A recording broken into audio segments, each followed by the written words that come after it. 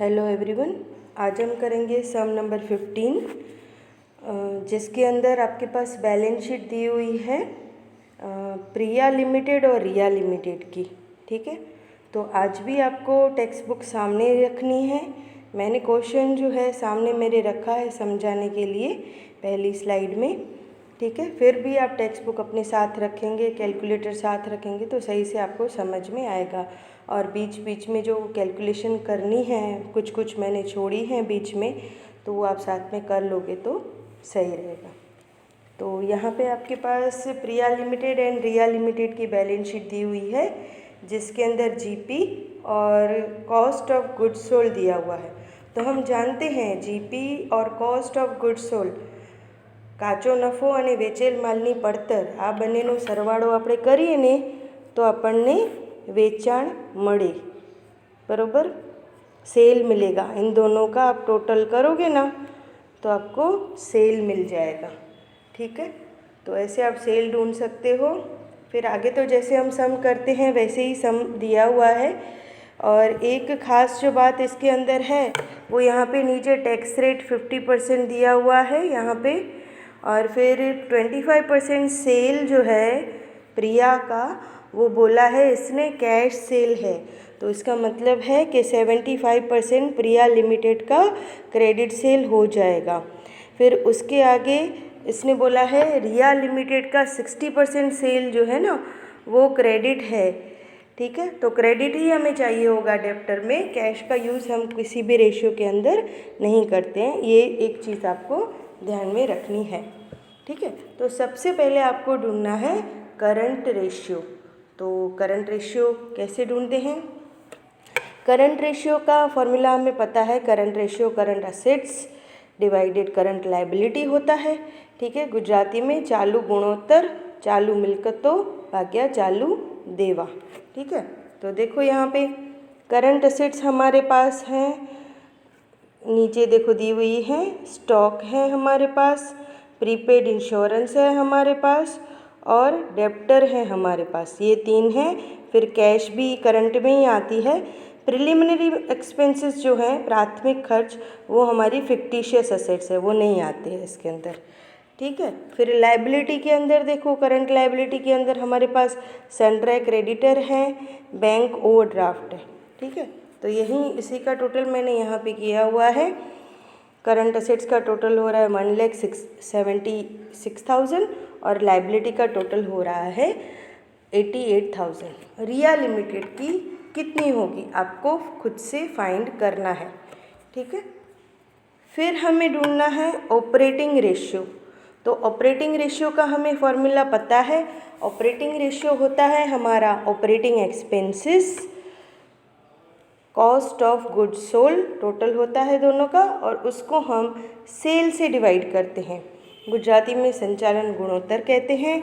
संचालन खर्च वेचेला मालनी पड़तर भाग्या वेचाण और इनटू 100 यहाँ पे करते हैं हम। ठीक है, तो देखो सम के अंदर हमारे पास ऑपरेटिंग एक्सपेंस इसने नहीं दिए हैं, बट एक सम में हमने किया था ऑपरेटिंग एक्सपेंस हमने ऐसे फाइंड किए थे कि ये जो जीपी था हमारा उसमें से हमने नेट प्रॉफिट माइनस किया था। ठीक है, और फिर इंटरेस्ट हमने प्लस कर लिया था। बट यहाँ पे प्रॉफिट बिफोर टैक्स दिया हुआ है, इसीलिए सिर्फ जीपी में से आप नेट प्रॉफिट माइनस कर लोगे तो आपको ऑपरेटिंग एक्सपेंस मिल जाएंगे। तो देखो यहाँ पे जीपी है वो 1,92,000 है, नेट प्रॉफिट आपका 64,000 है। वो जस्ट आप दोनों माइनस कर दोगे तो आपको मिल जाएगा ऑपरेटिंग एक्सपेंसेस। 1,28,000 हो रहा है प्रिया का। और cost of goods sold question के अंदर दिया हुआ है वेचेल मालनी पड़तर, और डिवाइड करेंगे इसको सेल से। सेल जो है आपका कैसे मिला, शुरू में ही मैंने बताया था, gross profit plus cost of goods sold का टोटल करने से ये 6,40,000 आया है और इनटू 100 करने से आया है। ठीक है, तो ऐसे आपको प्रिया लिमिटेड का आंसर मिल रहा है ऑपरेटिंग रेशियो का 90%। ओके, ऐसे ही आपको रिया लिमिटेड का मिल रहा है 84%। ओके, ये आपकी रिया लिमिटेड के अंदर ये आपके ऑपरेटिंग एक्सपेंसेस हैं।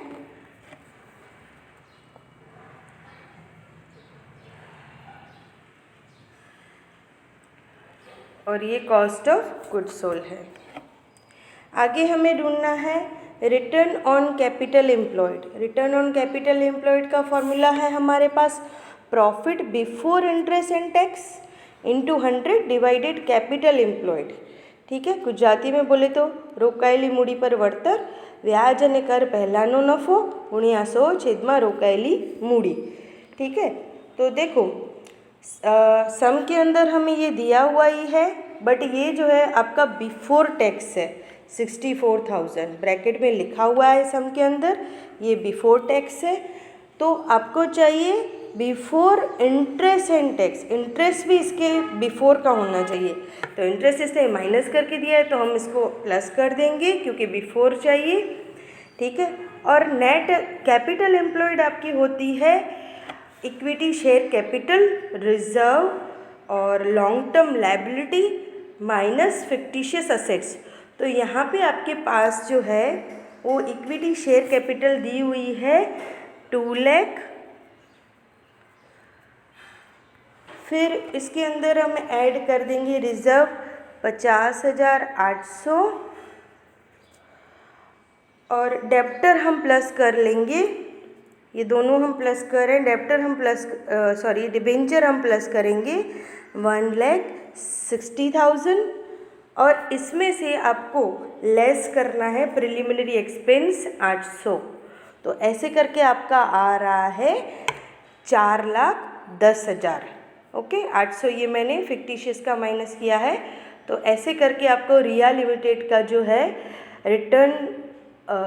रिटर्न ऑन कैपिटल एम्प्लॉयड जो है वो आपका आएगा 19.51%। ये है आपका इसका आंसर।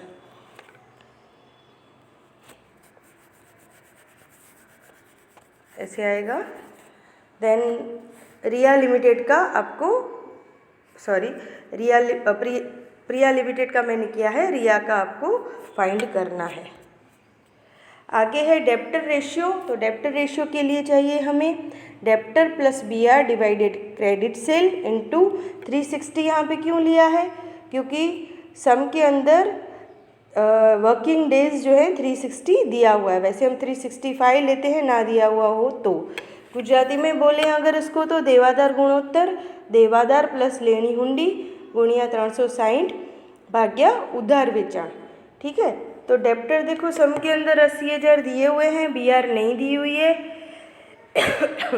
क्रेडिट सेल जो है हमें कैसे मिला कि टोटल सेल आपका 6,40,000 हो रहा है, उसका जो है 75% करना है। 6,40,000 का 75% करेंगे। क्यों? क्योंकि इसने बोला है कि आपके पास 25% प्रिया लिमिटेड का जो है कैश सेल है।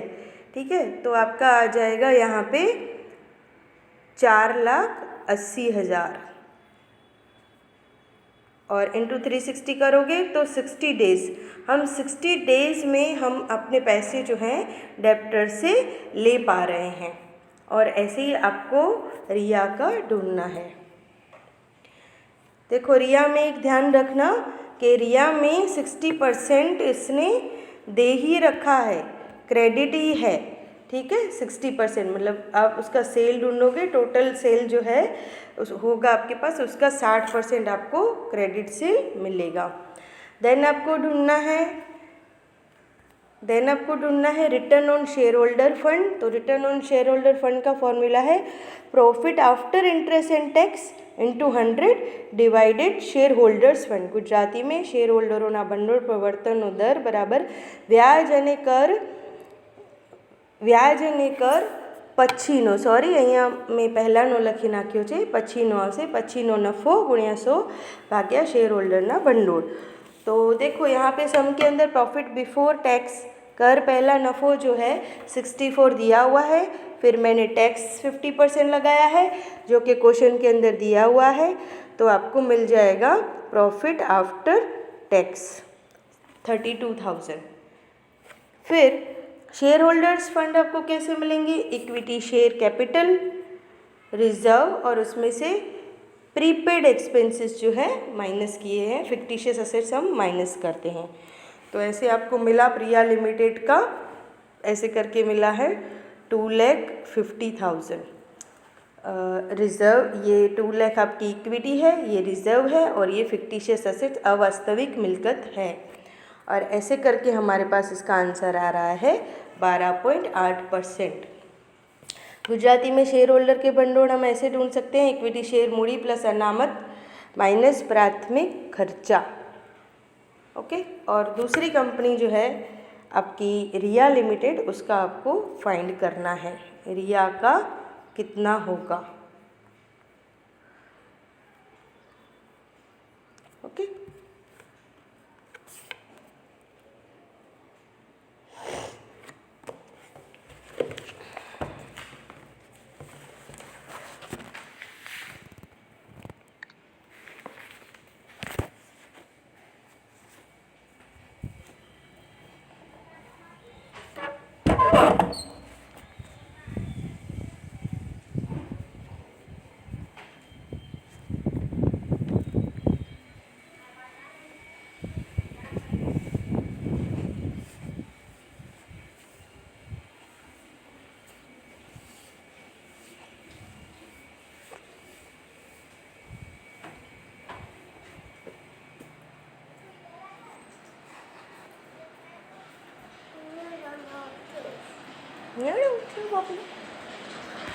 आधी हल पढ़े बी क्लास वाले रिकॉर्ड तो थी भी।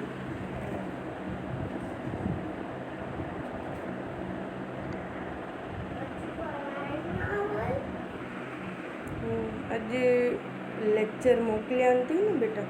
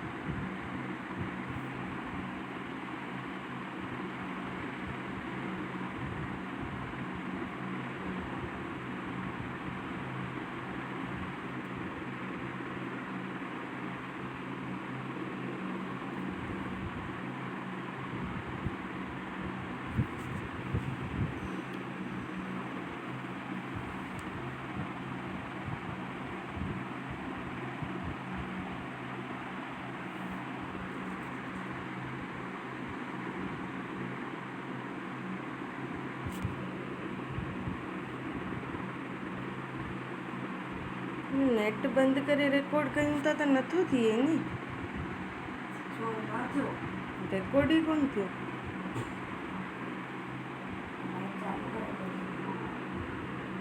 हाँ,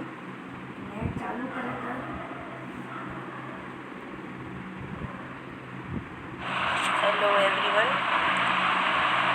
आज हम सम करेंगे सम नंबर 4।